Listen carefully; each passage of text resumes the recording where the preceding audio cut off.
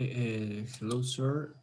My name is Sebastian Miñaca, and I'm going to talk to you about the 10 years of socialism versus capitalism in Ecuador. So, we are going to abord some topics, for example, like consequences, the current state of Ecuador, and what will be our future. Well, first, what is 21st century socialism? Well, the father of the socialism is Henry de Saint Simon, uh, and he said that socialism is basically slow-moving communism. This also was wrote was by Wes Vernon, a veteran Washington reporter who maintains a column in Renan America, a conservative website that defines itself as an expression of a community movement.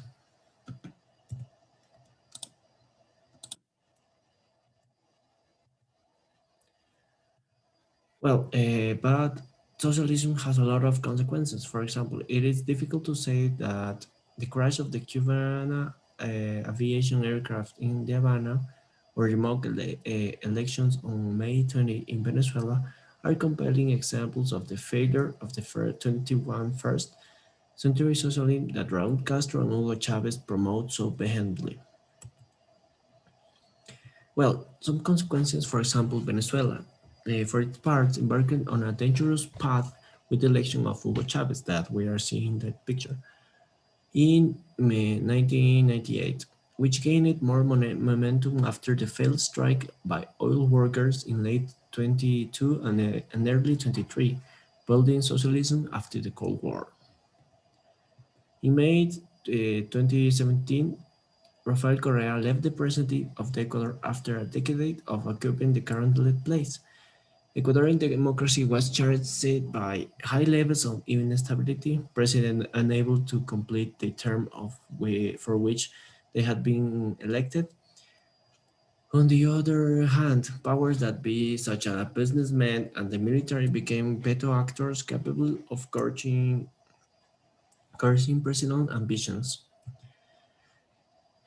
Faced with the Correa's legacy of no change, Lenin Moreno government after Rafael Correa, like want to show up all of the corruption and overpriced projects that Correa make in his presidency. But along 4 years of government, he just have a less approbation about people want to have in the country. But then Guillermo Lasso arrived to the power and he changed a lot of things. He has a thought that capitalism state is better than socialism. And we are going to say this is the founder of the capitalism, Adam Smith, and we are going to see some of the advantages of this movement. Well, the first thing is that the free trade, which allows access to a wide variety of goods and services. The equal opportunities are promoted. Capitalism is usually linked in general not only to individual freedoms. The private property is respected. That is, individual should not live in fear that without justification, the government will appropriate the assets. Innovation is encouraged, so people's ability to create business ideas and generate wealth is not limited.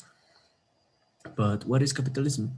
Well, the problem of the definition, we can call capitalism that the way of organizes the bulk of economy activity throughout private companies operating in a free market. The possibility of this coordination in the fact that the economic transaction of the both parties when they are free exchange and they are duly informed. Well, the capitalism is like generate jobs, generate money, and grow with their employers and like help the country with economy. The Heritage Foundation in 2015 Index of Economic Freedom, which precisely measures capitalism in the world, uh, who based on indicators such as property rights, fiscal freedom, public spending, business freedom, labor freedom, monetary freedom, commercial freedom, and among others, reaches a conclusion that should be disseminated that the countries with the greatest economic freedom are those with the highest economic growth, the greatest production in poverty, the best medical care, the best level of education, greater democratic development, and greater protection of the environment. These low countries are capitalists. And for example, Switzerland, Denmark, Canada, New Zealand, Australia, and so on.